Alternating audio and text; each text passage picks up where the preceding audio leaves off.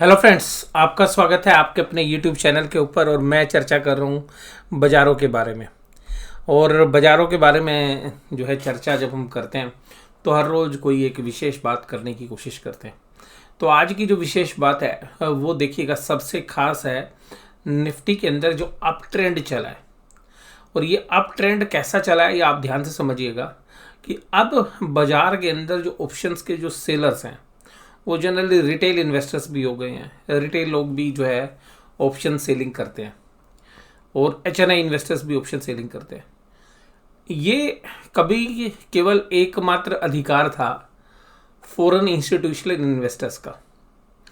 और ये जो एफआईआईज थे ये ऑप्शंस को सेल करके बहुत अच्छा पैसा कमाते थे। लेकिन अभी हमारी जो भारत की जनता है वो भी ऑप्शन सेलिंग करना सीख गई और उनको भी ये बात समझ में आ गई कि ऑप्शन सेलिंग में पैसे बनते हैं।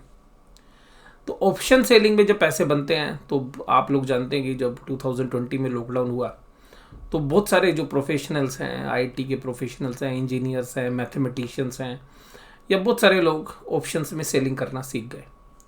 और ऑप्शन सेलिंग इसलिए भी की कि पार्टिसिपेशन बहुत था, बहुत लोगों ने कैलकुलेशंस की, बहुत सारी चीज़ें जो है कैलकुलेट की। और over a longer period of time option जो सेलर्स हैं वो जनरली प्रॉफिट जो है कमाते ही हैं, क्योंकि टाइम वैल्यू ऑफ मनी उनके पास होती है। लेकिन हमेशा मीडिया में एक ही चीज़ सिखाई जाती थी कि ऑप्शन सेलर का जो रिस्क है वो अनलिमिटेड होता है। अब जो प्रोफेशनल्स हैं वो अपने रिस्क को भी हेज करना भी जानते हैं कि जब वो किसी भी ऑप्शंस को सेल करते हैं तो उसको कैसे हेज करते हैं। तो इस तरीके से हेजिंग करना भी जो है ऑप्शन सेलर सीख गए। तो जब से ऑप्शन सेलर्स इस तरीके से एक्टिव हुए हैं, बाज़ार के जो ट्रेंड्स हैं उनको मैंने स्पेशली ऑब्जर्व किया कि बाज़ार जो है एफआईआईज की मनी से चलता है। ये पहले भी चलता था, लेकिन अब एफआईआईज एक तरफा जो है बाज़ार को लेके जाते हैं। या तो एक तरफा सेलिंग करते हैं या एक तरफा बाइंग करते हैं। और जो हमारे डीआईआईज हैं वो जनरली गौण हो गए हैं। गौण इसलिए मैं कह रहा हूँ कि जब वो एफआईआई सेलिंग करते हैं तो डीआईआईज हमारी बाइंग तो करते हैं, लेकिन फिर भी बाजार को टूटने से हम बचा नहीं पाते हैं। इसी तरीके से जब एफआईआईज खरीदना शुरू करते हैं तो डीआईआईज अक्सर जो है कुछ अपना प्रॉफिट बुक कर लेते हैं। हालांकि देखिएगा अब तो म्यूचुअल फंड से बहुत पैसे आ रहे हैं तो वो भी जो है जनरली बायर ही रहते हैं। इस स्थिति के अंदर जो है ऑप्शन सेलर्स जनरली बहुत अच्छा पैसा नहीं कमा सकते जब बाजार सीधा एक डायरेक्शनली जो है चलना लग जाए, क्योंकि ऑप्शन सेलर को टाइम वैल्यू ऑफ मनी जो है सबसे ज़्यादा अच्छी लगती है। बाजार एक रेंज में रहे, टाइम बाउंड जो है ऑप्शंस के प्रीमियम वो खा ले तो वो सबसे बेहतर होता है। तो अब स्थिति ये हो गई है कि एफआईआईज को पता होता है कि कब उन्होंने मूव करना है। तो कुछ टाइम तो देखिएगा ऑप्शन सेलर अभी भी बहुत अच्छा पैसा कमाते हैं। और हालांकि अभी ऑप्शन सेलर अभी भी अच्छा पैसा कमाते हैं, लेकिन उतना आसान नहीं है जितना जब वो खुद कमाया करते थे। ऐसा नहीं है कि एफआईआईज ऑप्शन सेलर नहीं है, एफआईआईज आज भी ऑप्शन सेलर हैं, इस बात से जो है हम इनकार नहीं करेंगे। लेकिन कुल मिलाकर उनके पास जो है ज़्यादा संसाधन है, ज़्यादा अच्छे सॉफ्टवेयर्स है और एल्गो ट्रेड्स आज की डेट में काफ़ी ज़्यादा होते हैं। तो एल्गो ट्रेड से भी जो है बहुत सारी जो पोजीशंस का पता लग जाता है, ऑप्शन चेन से भी। तो उनके पास जो संसाधन है वो ज़्यादा होते हैं। तो अल्टीमेटली अब रिजल्ट ये देखने के लिए मिला, अगर आप 2020 में भी देखेंगे तो बाजार एकदम एक तरफा जो है गिरा, फिर एक तरफा चढ़ा। और अगर आप पिछले टाइम फ्रेम को भी देखेंगे तो आप देखेंगे, देखिए कि सितंबर में जब निफ्टी चला, एक दो कैंडल को छोड़ दो, स्ट्रेट फॉरवर्ड, फिर 4-5 दिन का कंसोलिडेशन जहां पर ऑप्शन सेलर ने पैसे कमाए होंगे, फिर यहां से देखिएगा एक सीधा अप मूव, यानी कि 10 दिन 15 दिन यानी कि 2 हफ्ते की जो ऑप्शंस हैं वो एक ही साथ, यहाँ पर तकरीबन 4 हफ्ते यानी कि 1 महीने बाजार एक ही ट्रेंड में चला। उसके बाद देखिएगा जब बाजार टॉप बनाया तो बाजार एक तरफा गिरा, तो यहाँ पर ऑप्शन जो सेलर है फिर फंस गए होंगे। फिर बाजार कंसोलिडेट किया तो यहाँ पे ऑप्शन सेलर ने अच्छे पैसे कमाए होंगे इस टाइम फ्रेम में यहाँ तक। फिर बाजार देखिएगा एक तरफा गिरा,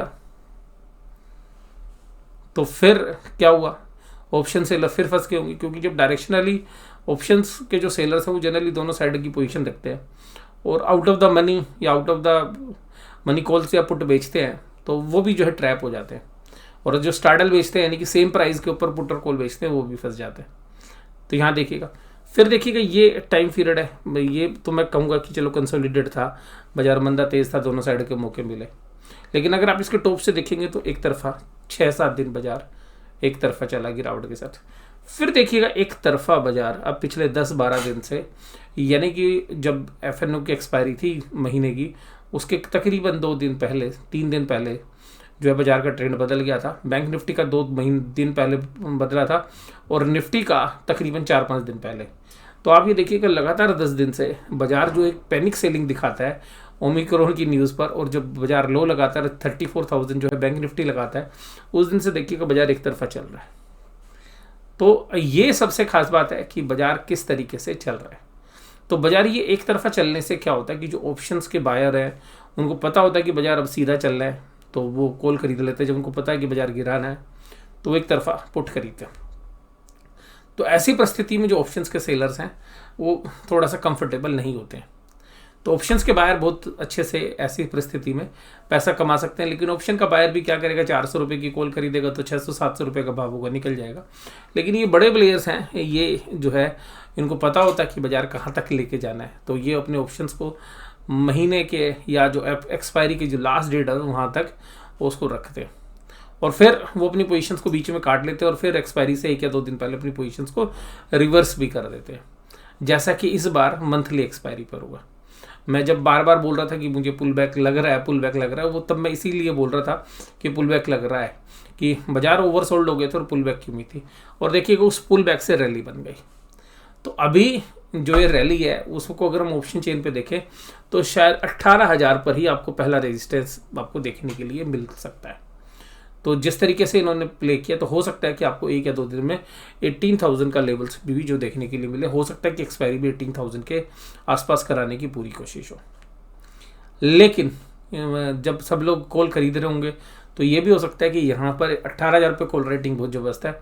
तो जो बाजार का ट्रेंड है, जो हमने कल भी चर्चा की थी, और निफ्टी बैंक में हमने कहा था कि हो सकता है कि 37,100 तक भी बाजार ले जाने की कोशिश हो, क्योंकि वहीं पर जो है, हालांकि अब थोड़ी सी कोशिश रह गई। तो बाजार देखिएगा यहाँ पर भी निफ्टी बैंक के अंदर भी सिमिलर व्यू है। हालांकि निफ्टी बैंक के सामने निफ्टी का जो व्यू है वो ज़्यादा क्लियर है, जो मैंने आपको बताया कि किस तरीके से ट्रेंड जो है चलता है। तो यहाँ पर भी देखिएगा लगातार आप पिछले 5-6 दिन से आप देखेंगे इसमें 1 2 3 4 कैंडल बिल्कुल सीधी स्ट्रेट फॉरवर्ड है। तो यहाँ पर जो पहला रेजिस्टेंस आ रहा है वो आ रहा है 37,100 के ऊपर। तो ये जो है आपको क्लोजली वॉच करना है। तो हो सकता है कि क्योंकि यहाँ पे देखिएगा ये पूरा कंसोलिडेशन वाला एरिया, ये कितना ट्रेड है, ये 15 दिन के ट्रेड्स हैं 37,000 और 38,000 के बीच में। ये 37,000 और 36,800 और 37,000 के बीच में 5 या 6 दिन के ट्रेड्स हैं। तो हमें यहाँ भी उम्मीद थी, ये भी हो सकता है कि यहाँ पर भी बाजार रुके, क्योंकि ये जो टाइम फ्रेम है जिसके अंदर आज इसने टक्कर मारी है, जहाँ पर इसने क्लोज दिया है, तो इसके अंदर जो है टक्कर मारने के बाद बाजार यहाँ पर भी 4-5 दिन पहले भी काम कर चुका है। तो हो सकता है कि यहाँ पर भी बाजार 37,100 मारने के बाद हो सकता है 36,500 तक भी आ जाए। और 36,500 एक बहुत ही मेजर सपोर्ट है ऑप्शन चेन पे, बहुत जबरदस्त पुट राइटिंग हो रखी है। तो हमें नहीं लगता कि 36,500 शायद इस एक्सपायरी में टूटे, और अगर 36,500 इस एक्सपायरी में टूट गया तो बहुत ही जबरदस्त तरीके से जो है आप समझ लीजिएगा तेजी करने वाले फंस जाएंगे। 36,500 पे तेजी करने वाले ने बहुत जबरदस्त बेस बना रखा है, तो ऐसा नहीं है कि वो ऐसे ही छोड़ देंगे। तो 36,500 एक अच्छा बेस जो है बना हुआ है। अब अगर हम बात करें निफ्टी में आज किस तरीके से, निफ्टी आज बहुत ही बढ़िया खुला। उम्मीद भी थी कि भाई एक शॉर्ट कवरिंग आएगी। 9:30 बजे के आसपास एक सेलिंग होती है। आज के लो लगते हैं 17,593। तुरंत पल भर में ही बाजार तुरंत ऊपर आ जाता है। दिन भर बाजार कंसोलिडेट करता है और शाम को अपने हाईएस्ट पॉइंट पर बंद होता है। और जिस तरीके की पुट राइटिंग हुई है उसको देख के ऐसा लगता है कि बाजार 17,900 और 18,000 भी 1 या 2 दिन में अटेम्प्ट करने की कोशिश करेगा। हालांकि वहीं पर हमें एक सेलिंग का भी जो है तैयारी कर लेनी चाहिए। तो जब बाजार बहुत ज़्यादा गिरता था तो मैं आपको बोलता था पुल बैक है, तो आप भी ध्यान रखिएगा कि अब 17,900 17,950 के आसपास जब बाजार जाएगा तो एक प्रॉफिट बुकिंग के भी बहुत अच्छे चांसेस आपको देखने के लिए मिल सकते हैं। तो बाजार अगर ऊपर लेवल पे जाएगा तो ऊपरी लेवल्स पर एक सेलिंग प्रेशर आएगा, क्योंकि 4-5 दिन से जो लोग माल खरीद रहे हैं उसमें से कुछ लोग प्रॉफिट बुकिंग जरूर करेंगे। FIIs को तो पता है डायरेक्शन कहाँ तक लेके जानी है, तो शायद वो इतना ना करें, बट जो HNI इन्वेस्टर्स हैं या जो बुल्स हैं वो शायद आपको एक ऊपरी लेवल से प्रॉफिट बुकिंग करते हुए नजर आए। लेकिन मैं किसी भी तरीके की जो मंदी वाली अंडरटोन थी वो मैंने आपको बोला था कि कल ख़त्म हो गई थी जब 17,600 पार हो गया था निफ्टी के अंदर और 35,900 बैंक निफ्टी में, तो बाजार एक बुलिश ट्रेंड में तो आ गया था। तो ध्यान रखिएगा अब ये बेस है, जब बाजार अगर यहाँ से ऊपर की तरफ से नीचे आएगा तो बाजार उन्हीं लेवल से पुल बैक भी करेगा। तो ध्यान रखिएगा कि ऐसा नहीं कि बाजार में इंट्राडे 100-200 पॉइंट की अगर गिरावट आती है तो आप या 1 या 2 दिन आपको बाजार नीचे गिरते हुए मिलते हैं, तो इसका मतलब ये नहीं कि मंदी दोबारा से शुरू हो गई है। तो जो लेवल्स है, अहम लेवल्स है, उनको आपने क्लोजली वॉच करना है। और आज जो मेजर कंट्रीब्यूटर था वो रिलायंस था, बजाज फाइनेंस, टीसीएस और एचडीएफसी बैंक और आईसीआईसी बैंक, इस तरीके के जो है मेजर कंट्रीब्यूटर थे। टाटा मोटर, सन फार्मा और श्री सीमेंट और अल्ट्राटेक सीमेंट जैसे शेयर्स में आज प्रॉफिट बुकिंग थी। एडवांस डिक्लाइन रेशियो आज बढ़िया थी। एडवांसेस जो है सुबह तो चांद पे थे, लेकिन दोपहर होते होते थोड़ा सा नीचे आ गए, लेकिन शाम होते होते फिर दोबारा से एडवांस जो है 979 और डिक्लाइन 900 शेयर्स पर थे। एनटीपीसी ओएनजीसी जो है आज मजबूती के साथ काम करते हुए नजर आए। ओएनजीसी की नई चेयरमैन जो है अपॉइंट की गई है, सीएमडी जो है, और फर्स्ट लेडी है तो जो अलका मित्तल जी हैं, तो उनको अपॉइंट किया गया। तो शायद बाजार उसको जो है एक पॉजिटिव आउटलुक ले रहा था, क्योंकि एक आप डायरेक्शन अगर एक मैनेजमेंट से मिलती है तो ये शायद हो सकता है कि ओएनजीसी के लिए अच्छी खबर थी। एनटीपीसी, एसबीआई और तीनों पीएसयू के अंदर अच्छे थे। पावर ग्रिड चौथा था, तो चारों पीएसयू शेयर्स थे जो आज लीड कर रहे थे। टाइटन, रिलायंस, एक्सिस बैंक, ये भी सब तेजी के साथ काम कर रहे थे। और टीसीएस देखिएगा आईटी के अंदर अब दोबारा से शायद 4,000 की तैयारी टीसीएस कर रहा है। इसके अलावा Tata Motors, Coal India, Sun Pharma, Tata Consumer, Shree Cement, UltraTech Cements जैसे शेयर्स के अंदर थोड़ी सी कमजोरी थी। निफ्टी बैंक के अंदर जबरदस्त पुट राइट कॉल राइटिंग थी 36,800 पे। मैं भी ये उम्मीद कर रहा था कि शायद 36,800 के नीचे बाजार बंद होगा, लेकिन शाम होते होते अनवाइंडिंग हो गई थोड़ी। बताऊंगा जब मैं आपको ऑप्शन चेन की बात करेंगे। तो हमें भी लग रहा था कि 36,800 शायद आज क्लोज कर देगा, क्योंकि एक नीचे का बेस भी बनाया था 36,374। और मैंने कहा था कल भी आपको कि अगर बाजार नीचे जाकर बेस बनाता है तो फिर ऊपर आने की संभावना काफ़ी ज़्यादा रहेगी। तो अभी जो निफ्टी बैंक का जो बेस है वो ध्यान रखिएगा 36,500 है। 36,500 एक मेजर बेस है निफ्टी बैंक का, ऑप्शन चेन के हिसाब से बता रहा हूँ और टेक्निकल चार्ट के ऊपर भी। और ये देखिएगा जो निफ्टी बैंक ने परफॉर्म किया है, तो यहाँ से आप देखेंगे तो ये जो पूरा रीज़न है ये 36,500 के ऊपर है। तो 36,500 तो आप ये मान के चलिएगा शायद आपको टूटता हुआ नज़र नहीं आएगा इस एक्सपायरी में। तो कम से कम जो मुझे उम्मीद है कि 36,500 एक अहम बेस हमें लगता है इसके लिए। 37,100 तक बाजार शायद कल ही अटैम्प्ट कर दे, लेकिन जब 37,100 के आसपास या 200 के आसपास बाजार जाए तो अपना प्रॉफिट काट लेना चाहिए, मुझे जो पर्सनली लगता है, क्योंकि वहाँ पर एक सेलिंग प्रेशर जो है देखने के लिए मिल सकता है। उसके बाद अगर हम बात करें तो SBI, ICI bank, Kotak Mahindra, HDFC bank और एक्सिस बैंक ये आज कमजोरी के सितारे थे, सॉरी तेजी के सितारे थे। और एसबीआई तो आज बड़ा भयानक तरीके से वॉल्यूम के साथ काम कर रहा था। और जो मैं कुछ दिनों से आपके साथ चर्चा कर रहा था कि वॉल्यूम नहीं है, आज देखिएगा एसबीआई अपने एवरेज वॉल्यूम से ज़्यादा ट्रेड कर रहा था। एक्सिस बैंक हालांकि अभी भी 20% अपने एवरेज वॉल्यूम से कम था। आईसीआईसी बैंक अपने एवरेज वॉल्यूम पे पहुंच गया। कोटक महिंद्रा बैंक अपने एवरेज वॉल्यूम से तकरीबन 1 मिलियन कम था।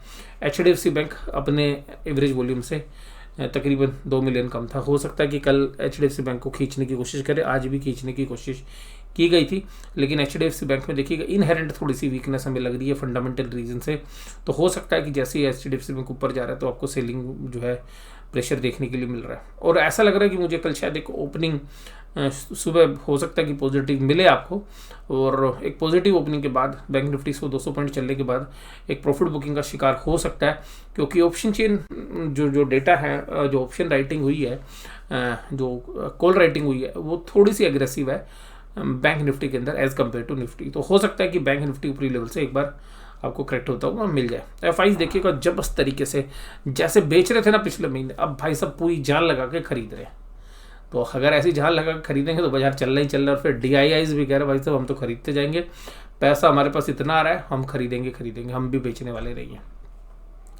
एफआईआईज देखिएगा इंडेक्स फ्यूचर्स में खरीदारी की 703 करोड़ की, ऑप्शंस बेची उन्होंने 1808। इससे कुछ नहीं पता चलता तेजी करी है मंदी करी।